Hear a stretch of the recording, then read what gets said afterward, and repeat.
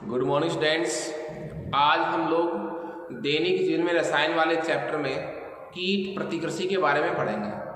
पिछली क्लास में हमने क्या पढ़ा था कि जितने भी प्रकार के धुलाई में रसायन थे, चिकित्सा में रसायन थे, खाद्य सामग्री में रसायन थे, उनके बारे में पढ़ा था।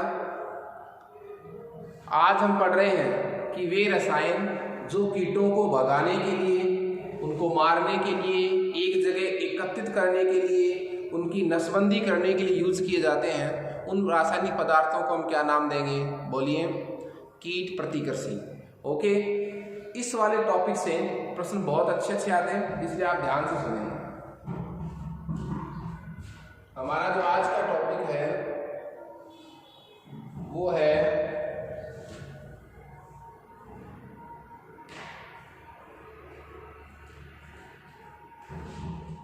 कीट प्रतिकृषि।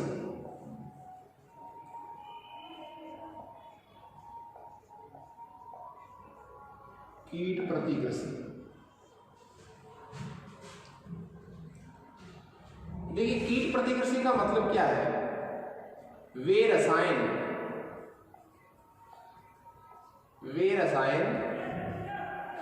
जो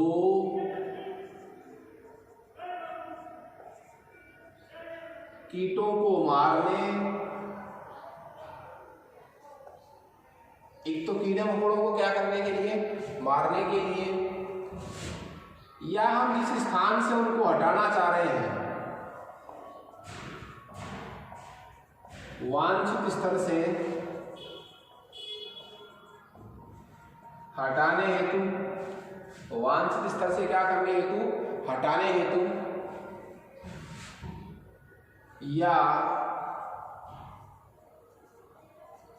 भगाने हेतु प्रयुक्त किए जाते हैं। ऐसे रसायनों को हम क्या नाम देंगे? कीट प्रतिकृषि। वे रासायनिक पदार्थ जिनसे हम कीटों को मारने के लिए, उनको वांछित जगह से हटाने के लिए या उनको भगाने के लिए यूज करते हैं, वो क्या कहलाते हैं? कीट प्रतिकृषि रसायन कहलाते हैं। ओके, ये करते क्या है पता है आपको? जो कीट प्रतिकृषि रसायन होते हैं, ये जो यौगिक होते हैं, ये कीटों के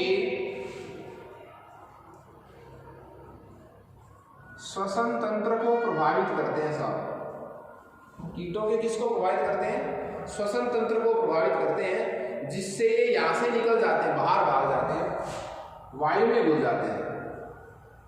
वायु में घुलकर जो है, वायु में घुलकर कीटों के श्वसन तंत्र को प्रभावित करते हैं। उनको सांस में दिक्कत होने लग जाती है, तो वो लोग वहां से भाग जाते हैं या मर जाते हैं। ठीक है, ये जो कीट प्रतिकृषि रसायन है, ये ठोस अवस्था में भी हो सकते हैं, द्रव अवस्था में भी हो सकते हैं, और गैसीय अवस्था में भी हो सकते हैं। क्लियर है? देखिए, कीट प्रतिकृषि के जो एग्जाम्पल है, इनमें 3 प्रकार के एग्जाम्पल अपन पढ़ेंगे। एक तो पढ़ेंगे घरेलू कीट प्रतिकृषि, एक पढ़ेंगे अपन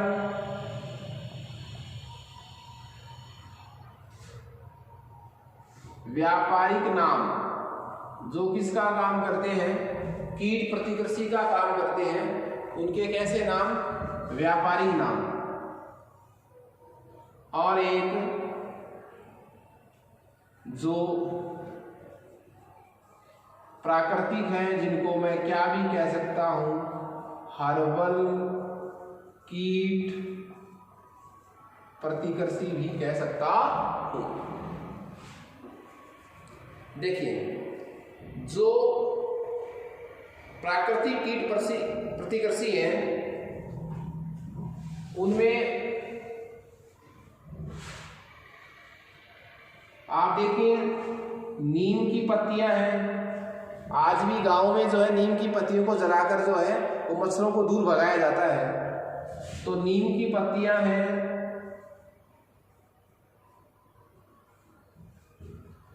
उसके बाद आपका तंबाकू की पत्तियां हैं। ये कैसे कीट प्रतिकर्षी हैं? प्राकृतिक। ठीक है। इसके बाद कुछ व्यापारिक नाम भी हैं इनके, जैसे एंडोसल्फोन,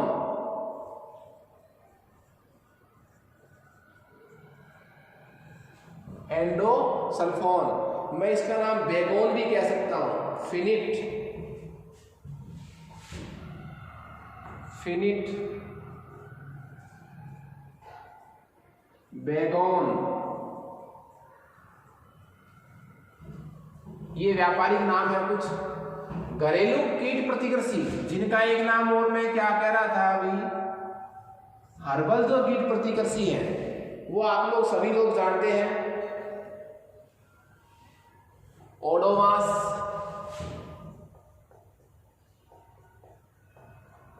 ओडोमास है, ओडोनिल है,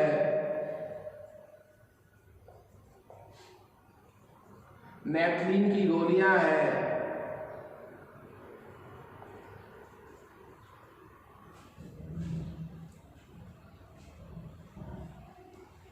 तो देखिए कीट प्रतिकर्षी का मतलब क्या था? वे रसायन जो कीटों को भगाने, उनको वांछित स्थल से हटाने हेतु यूज किए जाते हैं, वो रसायन क्या कहलाते हैं? कीट प्रतिकर्षी। ठीक है। और ये कीटों के श्वसन तंत्र को प्रभावित करते हैं। ये ठोस, द्रव या गैसीय अवस्था में हो सकते हैं। घरेलू कीट प्रतिकर्षी एग्जाम्पल मैंने आपको बताए हैं, ओडोमास, ओडोनिल, नेफ्थलीन की गोलियां, ये घरेलू या हर्बल की प्रतिकर्षी हैं। व्यापारिक नाम भी है कुछ, मार्केट में मिलते हैं, एंडोसल्फोन, फिनिट, बेगोन, अच्छे एग्जाम्पल हैं। प्राकृतिक रूप से आज भी पुराने जमाने में ज्यादा यूज होता है इनका। प्राकृतिक कीट प्रतिकर्षी भी हैं, जैसे नीम की पत्तियां हैं, तंबाकू की पत्तियां हैं।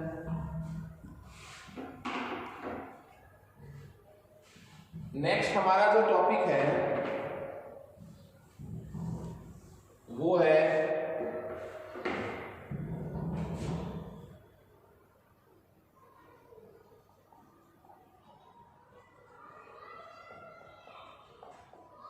फिरोमोन। फिरोमोन देखिए, फिरोमोन का मतलब क्या है? वे रासायनिक पदार्थ जो एक जंतु द्वारा तो स्रावित होते हैं, एक जंतु द्वारा तो क्या होते हैं? स्रावित होते हैं, और अन्य जंतुओं के व्यवहार को क्या करते हैं? बोलिए,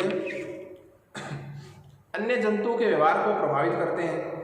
वे रासायनिक पदार्थ जो हैं वो क्या कहलाएंगे? बताइए। वो कहलाएंगे फिरोमोन। तो मेरे कहने का मतलब ये हुआ, वे रासायनिक पदार्थ जो एक जंतु द्वारा तो स्रावित होते हैं तथा दूसरे जंतु के व्यवहार को प्रभावित करते हैं, वो क्या कहलाएंगे? फिरोमोन। ठीक है। देखिए, फिरोमोन में एक विशिष्ट गंध होती है। फिरोमोन का मतलब वे रासायनिक पदार्थ जो एक जंतु द्वारा स्रावित होते हैं तथा दूसरे जंतु द्वारा, बोलिए, नियंत्रण में सहायक होते हैं, आकर्षित करते हैं। वे फिरोमोन जो है वो कई प्रकार का कार्य करते हैं, और फिरोमोन एक विशिष्ट गंध होती है जो जंतु की पहचान में सहायक होती है, जहां से उत्सर्जित होता है। तो फिरोमोन के 3 प्रकार हैं साहब।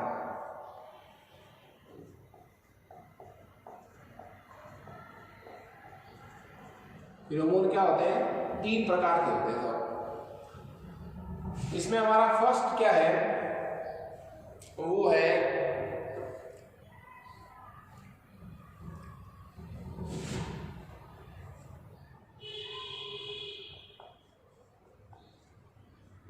लैंगिक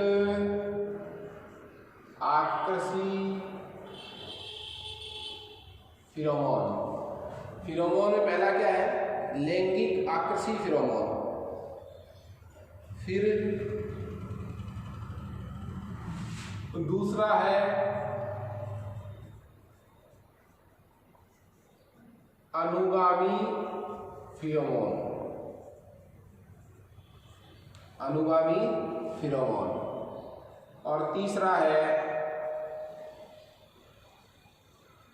संकेतक फिरोमोन। ध्यान दीजिए आप, मैं फिरोमोन किसको कह रहा हूं? वे रासायनिक पदार्थ जो एक जंतु द्वारा स्रावित होते हैं, अन्य जंतु के व्यवहार को क्या करते हैं? प्रभावित करते हैं। फिरोमोन में एक विशिष्ट गंध होती है जो उस जंतु की पहचान में सहायक होती है। उसका यूज अन्य जंतुओं के नियंत्रण में किया जाता है। जो फिरोमोन पदार्थ होते हैं वो 3 प्रकार का कार्य करते हैं साहब। पहला क्या है?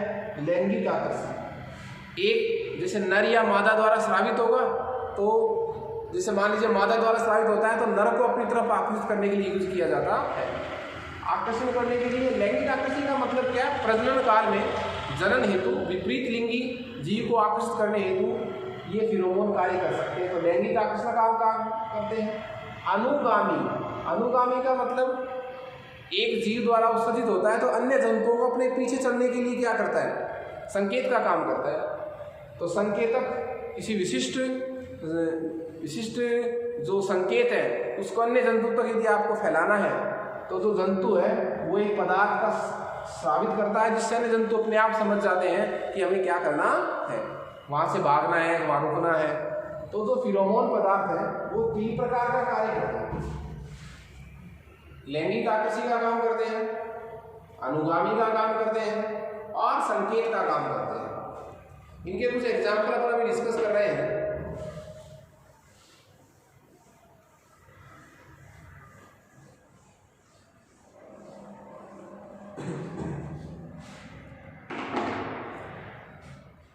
देखिए, जो लैंगिक आकर्षण है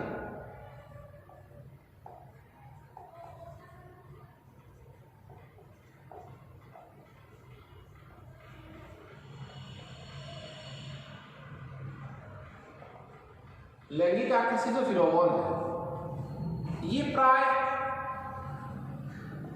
मादा द्वारा उत्सर्जित होता है साहब। मादा द्वारा क्या होता है? उत्सर्जित होता है।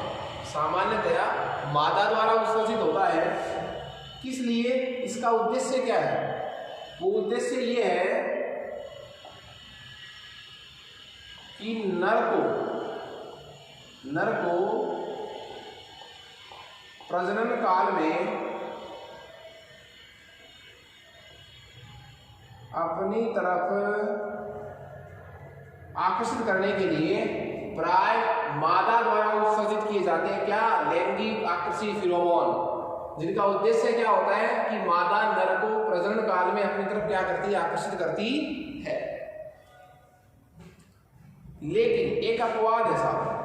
अपवाद क्या है? मैंने कहा था लैंगिक आकर्षी फिरोमोन का जो उत्सर्जन है वो प्राय किसके द्वारा होता है? मादा द्वारा। लेकिन अपवाद क्या है? नर कस्तूरी मृग द्वारा, नर कस्तूरी मृग द्वारा कस्तूरी का उत्सर्जन होता है साहब। कस्तूरी का क्या होता है? उत्सर्जन। जबकि होना किसके चाहिए था? सामान्यतया मादा द्वारा। लेकिन कस्तूरी का जो उत्सर्जन है वो किसके द्वारा किया जाता है? नर द्वारा। इस कस्तूरी में जो है वो एक फिरोमोन होता है। कस्तूरी में क्या होता है? एक फिरोमोन, जिसका नाम क्या है? मस्कॉन।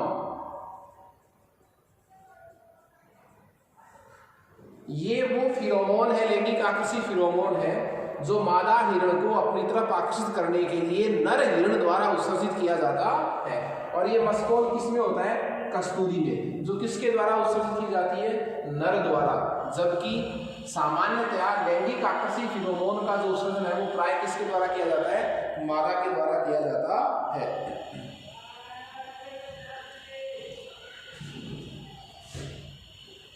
जो चीता और बिल्ली, चीता तथा क्या? बिल्ली। चीता तथा बिल्ली द्वारा जो उत्सर्जित लैंगिक आकृषि फिरोमोन है। चीता तथा बिल्ली द्वारा उत्सर्जित जो फिरोमोन है उसमें एक जो एक्चुअली फिरोमोन है वो क्या होता है, सीवेटॉन। सीवेटॉन। जबकि कस्तूरी में क्या होता है, मस्कोन। देखिए जो लैंगिक आकृषि फिरोमोन होते हैं, जो क्या होते हैं, लैंगिक आकृषि फिरोमोन होते हैं, उनका यूज जो है वो प्रभावी कीट नियंत्रण में, प्रभावी कीट नियंत्रण में। क्यों? क्योंकि जो फिरोमोन होता है उसकी गंध जो है वो बहुत तीव्र होती है, इसलिए सारे जंतु उसको सूंघ कर एक जगह एकत्रित हो जाते हैं। उनका नसबंदी किया जा सकता है, उनको वहां मारा जा सकता है, उनको एक स्थान पर एकत्रित करके दूर छोड़ा जा सकता है। तो जो लैंगिक आकृषि फिरोमोन की जो गंध है वो बहुत अधिक तीव्र होती है, इसलिए प्रभावी कीट नियंत्रण में, प्रभावी और कैसा, सुरक्षित, प्रभावी और कैसा, सुरक्षित कीट नियंत्रण में इन आकृषि फिरोमोन का यूज किया जाता है। ये अन्य जंतुओं के लिए हानिकारक नहीं होते साहब। जो लैंगिक आकृषि फिरोमोन है वो अन्य जंतुओं के लिए हानिकारक नहीं होते, ठीक है। किसी एक विशेष जाति के जंतुओं के लिए काम आते हैं, अन्य जाति के जंतुओं के लिए कोई नुकसान नहीं पहुंचाते हैं, इसलिए इनसे पर्यावरण का पोषण भी नहीं होता। इनका छिड़काव किया जा सकता है। क्या किया जा सकता है? इनका छिड़काव, स्प्रे को अपन कर सकते हैं, क्योंकि अन्य जंतुओं को कोई नुकसान नहीं पहुंचाते हैं। तो हमने दो टॉपिक पढ़े हैं आज, एक तो कीट प्रतिकर्षी और एक फिरोमोन। नेक्स्ट हमारा जो टॉपिक है वो है रोकेट प्रणोदक।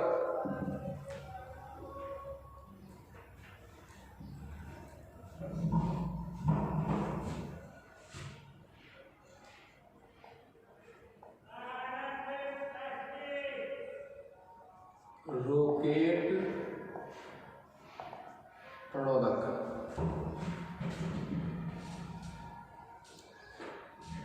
रोकेट प्रणोदक वे रसायन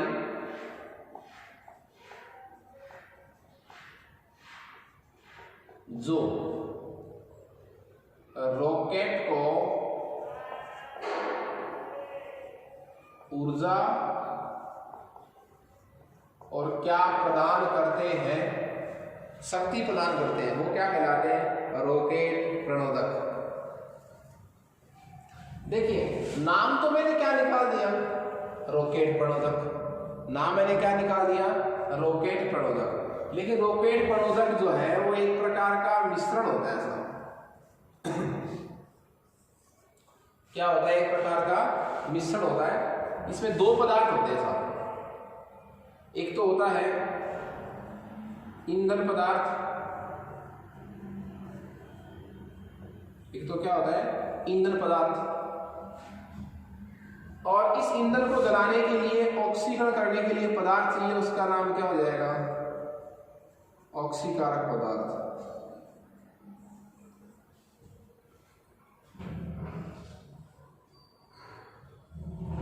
तो रॉकेट प्रणोदक वे रसायन हैं जो रॉकेट को ऊपर उड़ाने के लिए ऊर्जा व शक्ति प्रदान करते हैं।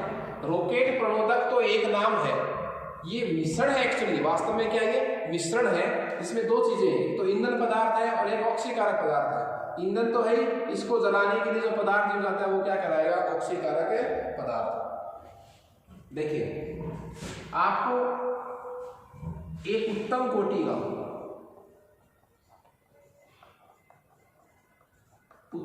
का रॉकेट प्रणोदक चाहिए। रॉकेट प्रणोदक का मतलब क्या हुआ? मिश्रण किसका? ईंधन का और प्लस किसका?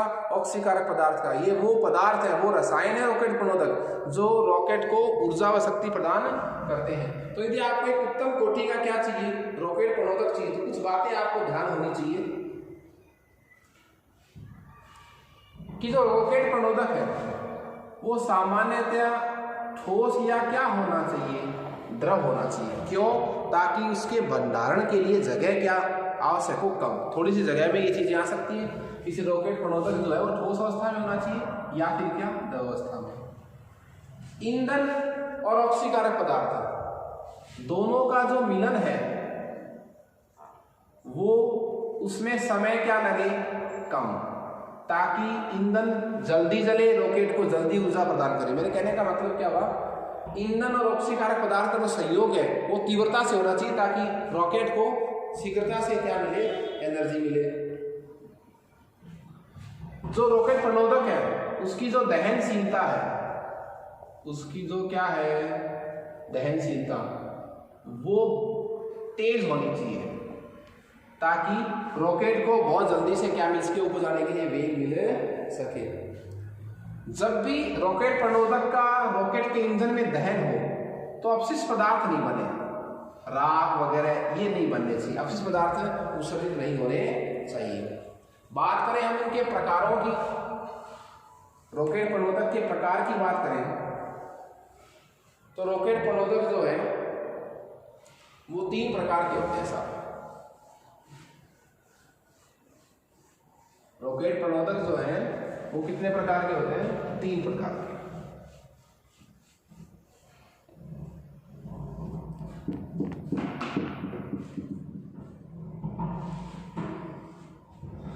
हाँ जी,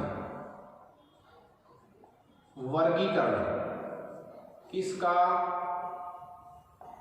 रॉकेट प्रणोदकों का वर्गीकरण। देखिए भौतिक अवस्था के आधार पर, किसके आधार पर,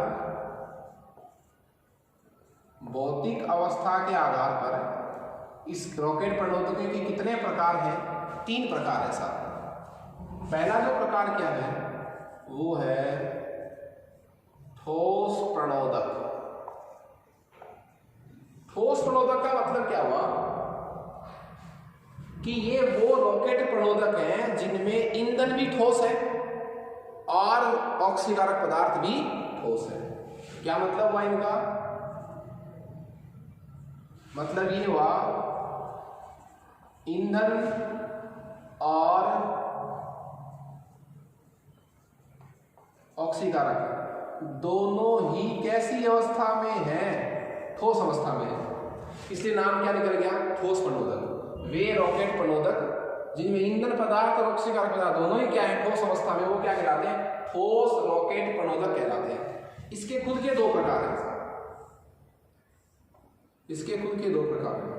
फर्स्ट टाइप है संयुक्त ठोस प्रणोदक। फर्स्ट क्या है, संयुक्त ठोस प्रणोदक, और दूसरा है द्विक्षारीय ठोस प्रणोदक। ये 2 प्रकार किसके हैं, ठोस प्रणोदकों के। ठोस प्रणोदक किसको कहते हैं, इसमें ईंधन तथा ऑक्सीकारक दोनों ही क्या है, ठोस है। अब देखो नाम क्या निकाल दिया, संयुक्त ठोस प्रणोदक। तो इसमें संयुक्त ठोस प्रणोदक में 3 चीजें हमें लेनी है। ईंधन कौन है, ऑक्सीकारक पदार्थ कौन है, और योगशील पदार्थ कौन है। समझ रहे मेरी बात आप, हर प्रणोदक में 2 चीजें तो होंगी, ईंधन भी होगा, ऑक्सीकारक भी होगी। ये पदार्थ क्या है जो उसकी, एक मान लीजिए आप करक का कैसा काम करता है, तो ईंधन के रूप में तो पॉलीयूरेथीन है, ईंधन के रूप में क्या होगा, पॉलीयूरेथेन, पॉलीब्यूटाडाइन, ये तो किसके रूप में काम करेंगे, ईंधन के रूप में काम करेंगे। बात रही ऑक्सीकारक की, तो अमोनियम परक्लोरेट, अमोनियम परक्लोरेट किसका काम करेगा, ऑक्सीकारक का। निकिल या पैलेडियम जो है वो किसका काम करेगी, योगशील पदार्थ का। तो ईंधन में पॉलीयूरेथेन या पॉलीब्यूटाडाइन, ऑक्सीकारक में अमोनियम परक्लोरेट, और योगशील पदार्थ के रूप में कौन है, निकिल या पैलेडियम। ये तो थे संयुक्त ठोस प्रणोदक। जो द्विक्षारीय ठोस प्रणोदक है, जो कौन है, द्विक्षारीय ठोस प्रणोदक है, उसमें ईंधन तो क्या है, ईंधन तो है उसमें नाइट्रोग्लिसरीन। ईंधन तो क्या है, नाइट्रोग्लिसरीन, और जो ऑक्सीकारक है वो क्या है, नाइट्रोसेल्यूलोज, नाइट्रोसेल्यूलोज। तो ये था, बोलिए आपके पास ठोस प्रणोदक, दूसरा प्रकार जो है वो हमारे पास है द्रव प्रणोदक। अब देखिए उसी तरह ठोस प्रणोदक की परिभाषा के आधार पर हम इसकी परिभाषा भी दे सकते हैं, और परिभाषा क्या होगी, कैपिटल बी हमारे पास क्या होगा, द्रव प्रणोदक, द्रव प्रणोदक जिसमें ईंधन भी और ऑक्सीकारक पदार्थ, क्योंकि रॉकेट प्रणोदक में दो चीजें आती हैं, ईंधन प्लस ऑक्सीकारक पदार्थ, ईंधन को जलाने के लिए पदार्थ। द्रव प्रणोदक का मतलब क्या हुआ, वे रॉकेट प्रणोदक जिनमें ईंधन भी द्रव है और ऑक्सीकारक पदार्थ भी क्या है, द्रव है। इन प्रणोदकों में क्या होता है, प्रवाह को शुरू कर सकते हैं, बंद कर सकते हैं, ठीक है, और इन प्रणोदकों में रॉकेट को ऊपर धकेलने की जो क्षमता है वो भी बहुत अधिक होती है। जो द्रव प्रणोदक है उनके खुद के कितने प्रकार हो गए, दो प्रकार हो गए साहब। दो प्रकार कैसे, पहला हो जाएगा एकल द्रव प्रणोदक और दूसरा हो जाएगा, बोलिए, उभय या द्वि भी नाम दे सकता हूं, द्विद्रव प्रणोदक। मतलब क्या है, दोनों क्या है, द्रव प्रणोदक, मतलब इनमें ईंधन भी द्रव होगा और ऑक्सीकारक पदार्थ भी क्या होगा, द्रव होगा। लेकिन एकल द्रव प्रणोदक का मतलब क्या हुआ, इनमें एक ही द्रव होगा, एक ही क्या होगा, द्रव। वो द्रव ही तो ईंधन का काम करेगा और वही ऑक्सीकारक पदार्थ का काम करेगा। क्लियर है, जैसे नाइट्रोमेथेन है, हाइड्रोजीन है, वो किस में आते हैं, एकल द्रव प्रणोदक में। द्विद्रव प्रणोदक में क्या होगा, इनमें कितने द्रव यूज किए जाएंगे, दो में एक तो किसका काम करेगा, ईंधन का, और दूसरा किसका काम करेगा, ऑक्सीकारक पदार्थ का। इनमें कितने द्रव यूज किए जाएंगे, दो द्रव यूज किए जाते हैं। जैसे ईंधन के रूप में एल्कोहल है, केरोसिन का तेल है, हाइड्रोजन है, ये सब तो किसका काम कर लेंगे, बोलिए, ईंधन का। बात रही ऑक्सीकारक पदार्थ की, तो ऑक्सीकारक के लिए नाइट्रिक अम्ल है, ऑक्सीजन है, नाइट्रोजन पेंटाऑक्साइड है, N2O4 है, टेट्राऑक्साइड है, ठीक है। तो फर्क क्या हुआ, ईंधन ऑक्सीकारक दोनों द्रव होते हैं। एकल द्रव प्रणोदक में एक ही द्रव ईंधन का काम करता है और ऑक्सीकारक का काम करता है। द्विद्रव प्रणोदक में दो द्रव यूज किए जाते हैं, एक द्रव तो ईंधन का काम करेगा, दूसरा द्रव किसका काम करेगा, ऑक्सीकारक पदार्थ का। जो ईंधन में हाइड्रोजन है, द्रव हाइड्रोजन है, केरोसिन है, ठीक है, ऑक्सीकारक में द्रव ऑक्सीजन है, नाइट्रोजन टेट्राऑक्साइड यूज किए जाते हैं। थर्ड हमारा जो प्रणोदक है कैपिटल सी, वो है मिश्रित प्रणोदक, जिसमें अवस्था ठोस भी हो सकती है या क्या हो सकती है, द्रव भी हो सकती है। तो कैपिटल सी हमारा क्या है,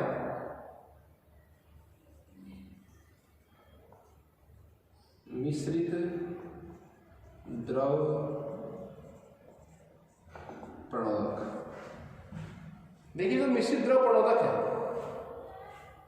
इनमें अवस्था का कोई जिक्र क्या है, आपको पता है प्रणोदक में दो चीजें होती हैं, एक तो क्या होता है ईंधन, एक क्या होता है इनमें ऑक्सीकारक पदार्थ, ठीक है।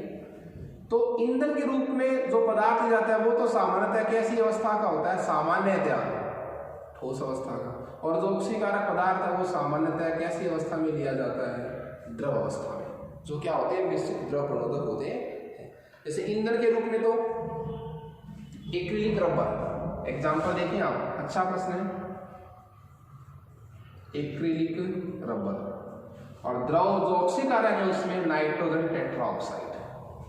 ये किसका एग्जाम्पल हुआ, मिश्रित या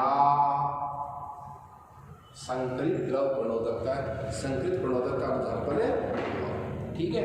जो प्रयुक्त प्रणोदक हैं आज तक जो अंतरिक्ष यानों में, रॉकेट में जो यूज हुए हैं, उनके कुछ एग्जाम्पल मैं आपको बताना चाहूंगा, विशेषकर भारत के संदर्भ में। भारत के जो अंतरिक्ष कार्यक्रम, इसरो के जो कार्यक्रम थे रॉकेट के, PSLV का प्रथम और तृतीय चरण जो यूज हुआ था, उसमें ठोस प्रणोदक यूज हुआ था पहले चरण में, और तृतीय चरण में तो ठोस प्रणोदक यूज हुआ था, और दूसरे चरण में जो है वो द्रव प्रणोदक यूज हुआ था। ओके, तो आज हमने दैनिक जीवन में रसायन जो चैप्टर था उसको कंप्लीट पढ़ लिया है। इसमें कोई न्यूमेरिकल्स है नहीं, पूछने का तरीका मैं आपको पहले भी डिस्कस कर चुका हूँ, नाम, परिभाषा और एग्जाम्पल आप विशेष तौर पर देखेंगे। ओके, नेक्स्ट क्लास में हम नेक्स्ट चैप्टर को डिस्कस करेंगे। Thank you students.